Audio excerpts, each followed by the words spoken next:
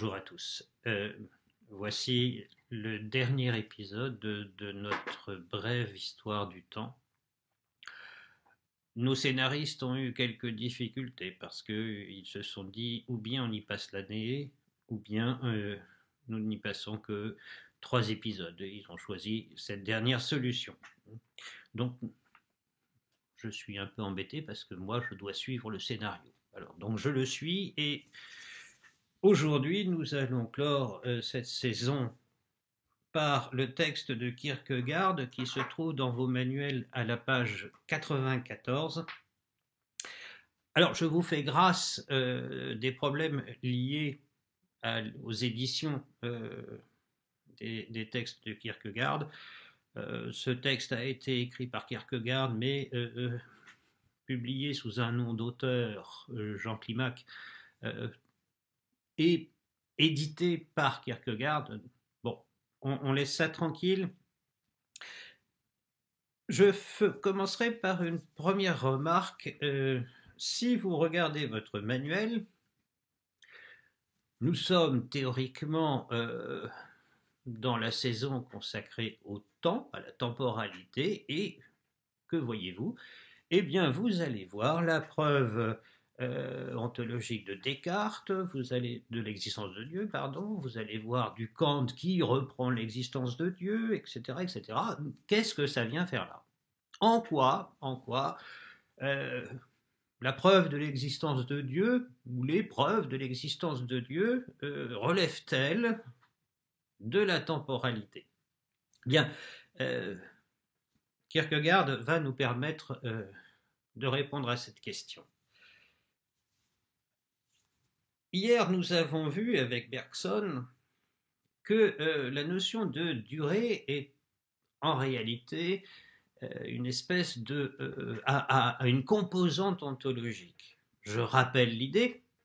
Eh bien, lorsque nous voulons savoir ce que quelque chose est, ce qu'elle est en elle-même, nous allons faire abstraction de la manière dont elle se présente à nous, et nous allons faire abstraction de cette manière changeante dont elle se présente à nous.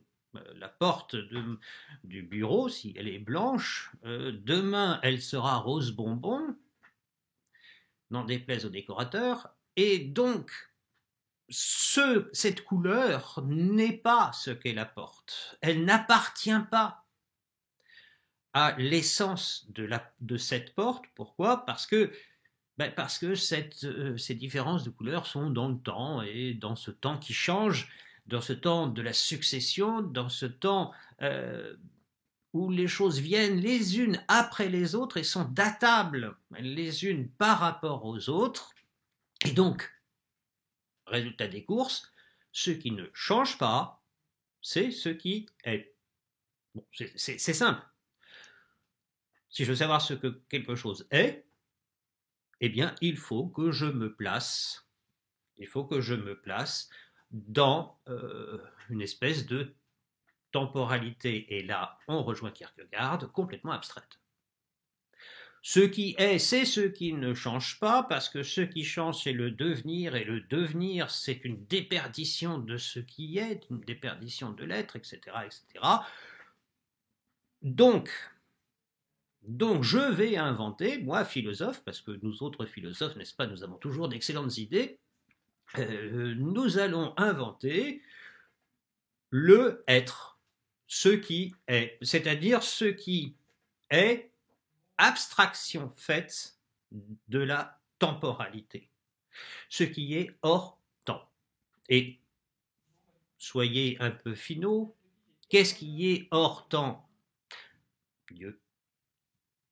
Par définition. Dieu est hors temps puisqu'il est. Donc, nous avons une correspondance étroite entre Dieu, ce qui est, mais ce qui est essentiellement, ce qui est vraiment, on va dire. Nous sommes, mais nous sommes parce que Dieu est. Vous voyez, nous sommes un petit bout de machin dans une temporalité qui finalement n'est pas notre propre temporalité. Je peux penser l'éternité. Si je pense l'éternité, ben, je me pense moi-même éternel et l'affaire est jouée. Donc, cette espèce de logique un peu simpliste, ce qui est, c'est ce qui est hors du temps, Dieu est hors du temps, Dieu est être, suressentiel, suréminent, vous rajoutez ce que vous voulez comme propriété, et à partir de cet être summum esse, ce qui est être au-delà de être, eh ben, vous avez une gradation. Voilà. Alors plus vous allez descendre dans le temps, dans le changement, dans le devenir, et moins vous aurez d'être. Moins vous aurez quelque chose qui est vraiment. Vous aurez des trucs qui existent sans exister, qui n'existent pas tout à fait, etc., etc. Alors, bon, on a le XXe siècle avec Heidegger, on a un peu critiqué cette espèce de manière simplette de réfléchir en parlant d'ontothéologie. Nous en parlerons une autre fois, si vous le voulez bien, voire jamais, puisque je ne vous accompagnerai pas en philosophie jusqu'à la thèse. Donc, on arrête là et on reprend Kierkegaard. Kierkegaard, que dit-il? Eh bien, il se pose justement au niveau de cette abstraction. Et que nous dit-il? Bah, cette abstraction, c'est du pipeau. Voilà, c'est clair. Au moins, nous n'avons pas à analyser finement, enfin, dans le cadre de vos cours, nous n'avons pas à analyser finement l'affaire de l'abstraction. Ce que nous avons à comprendre aujourd'hui, c'est que du point de vue du temps, nous ne devons jamais établir une équivalence rigide entre ce qui est et ce qui ne change pas. Ce qui est n'est pas ce qui ne change pas. Ce qui est n'est pas dans une espèce d'éternité pensée, là je suis dans le texte, n'est pas dans une éternité pensée, dans une abstraction de la temporalité qui serait une atemporalité, une non-temporalité. L'être, c'est si ce qui est relève de ce qui ne change pas, alors ce qui est dans une atemporalité, non-temporalité.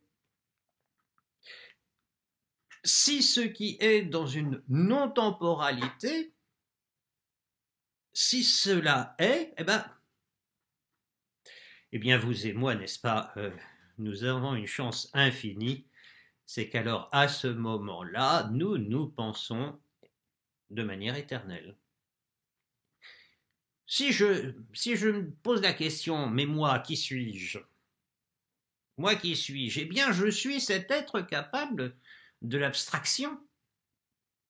Je suis cet être capable de me penser moi-même comme moi-même, au-delà de tous ces changements bizarres qui s'effectuent en moi. Je ne pense pas la même chose, mon corps lui-même n'est pas tout à fait le même, mes sentiments ne sont pas les mêmes, mes émotions, alors là n'en parlons pas. Vous voyez, tout ça, si je suis un philosophe, à l'ancienne on va dire, qu'est-ce que je fais? Tout ça je l'enlève.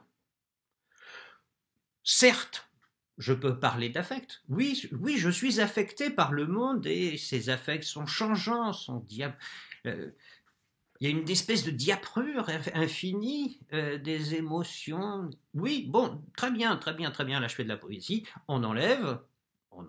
Qui suis-je moi? Eh bien, je suis cet être permanent à travers tous ces changements. Mais cet être permanent, c'est quoi? C'est une âme éternelle. Et hop, je me suis doté pour moi-même de l'éternité, CQFD, vous et moi, n'est-ce pas, nous sommes éternels. Ça, Kierkegaard n'en veut pas. Voilà. C'est une manière de penser, dont Kierkegaard ne veut pas, qu'il rejette complètement. Pourquoi? Eh bien, Parce que nous autres pauvres gens, nous sommes des hommes, nous autres pauvres gens, nous sommes une espèce de réalité coincée, comme il dit, entre le fini et l'infini. Nous sommes cette réalité qui pourrait ressembler à un bocal dans lequel il y a trop de choses et qui menace toujours d'exploser. Et ça, c'est notre condition. Et notre condition, c'est la condition de l'existence de la vraie vie. Alors évidemment, je peux toujours m'évader de cette vraie vie. Je peux jouer le coup de Socrate indéfiniment en disant mais, nous sommes dans le temps, mais l'éternité m'attend. Bah oui, sauf que l'éternité n'est pas une abstraction du temps. L'éternité n'est pas une abstraction du temps. Là, il faut se souvenir du problème des confessions. Que faisait Dieu avant la création? Eh bien, il ne faisait rien puisque la question est dénuée de sens. Complètement dénuée de sens. On ne peut pas, et là, merci Kierkegaard, merci, on ne peut pas opposer terme à terme, de manière encore une fois un peu trop simpliste, le changement, le devenir, etc. Bref, ce qui fait notre vie quotidienne avec ses malheurs, ses misères et ses petites joies, on ne peut pas opposer ça à une espèce de non-temps ou de sur-temps qui serait l'éternité. Alors, comment on va penser l'éternité? On va la penser... alors, si on fait un peu de métaphysique à l'ancienne, on va dire, eh bien, l'éternité, c'est l'être même de Dieu, c'est-à-dire quelque chose qui est par lui-même, et donc qui, étant par lui-même, ne peut pas être, comment dirais-je, ne peut pas être coincé par le problème de la génération. Vous voyez, si Dieu est, il n'y a pas d'avant, pas d'après, il est. Bon. Nous existons. Nous existons.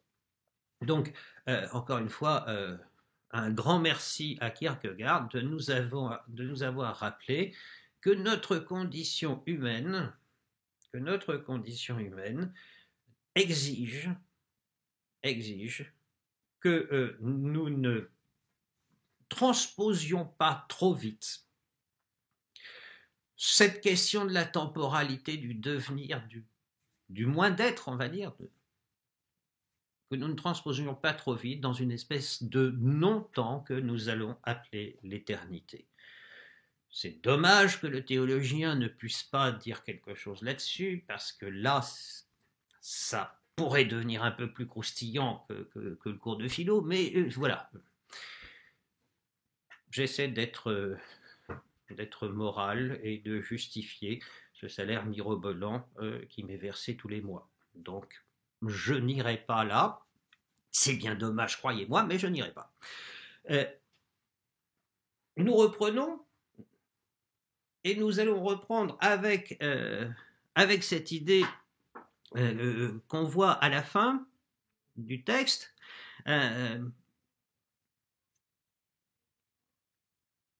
Quand on regarde un penseur abstrait qui ne veut pas clairement reconnaître et avouer le rapport de sa pensée abstraite avec sa propre existence, il a beau être un esprit remarquable, il n'en produit pas moins une impression comique, il est en train de cesser d'être homme. C'est violent comme idée.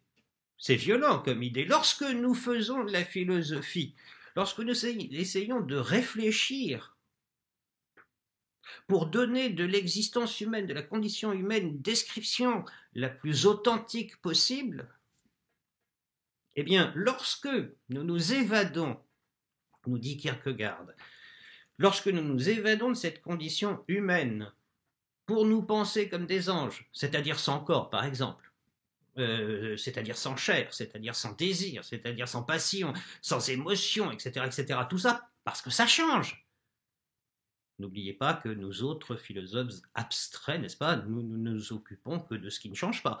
Donc chaque fois que nous allons essayer, et chaque fois que nous allons vouloir nous abstraire des conditions, oui, un peu misérables de notre vie quotidienne, eh bien, Kierkegaard nous dit, à ce moment-là, nous cessons progressivement d'être hommes.